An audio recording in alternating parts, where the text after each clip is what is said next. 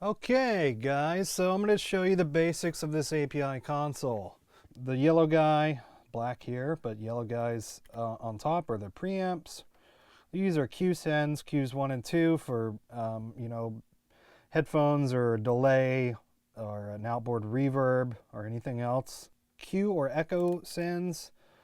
These are all pre-fader buttons, I believe, or actually these turn the sends on. This is the echo sends, these buttons.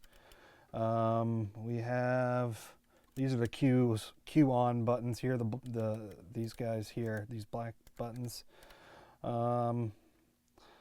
got on off, that's our mute.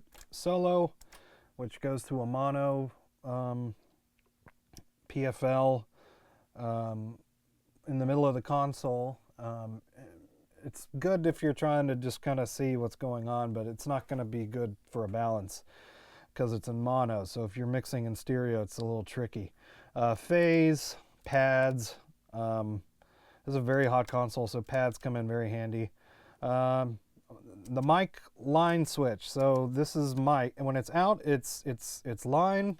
When it's in, it's mic. So what do we use that for? Microphone preamp engaged.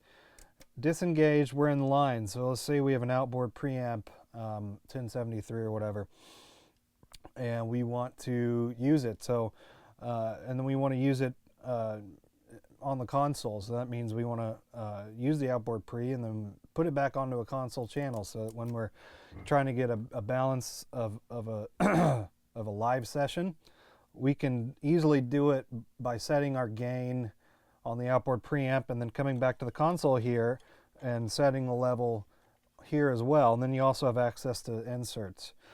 Oh, I forgot these. These are filters. I believe it's 50 and 150. I'm not 100, or actually I think it's 50 or 80. Could be 100. I'm not 100% sure. I can't remember. And then together it's 150, I believe. Oh, and then this too, sorry, I didn't mention this, the pan button. All this does is if you're busing, so let's say we're going to buses 15 and 16 on these first two channels. What the pan button does is it follows this pan wherever it's going to go. That is basically how this console works, and I'm going to show you guys, briefly show you guys the master section. And then we're going to pull up a mix.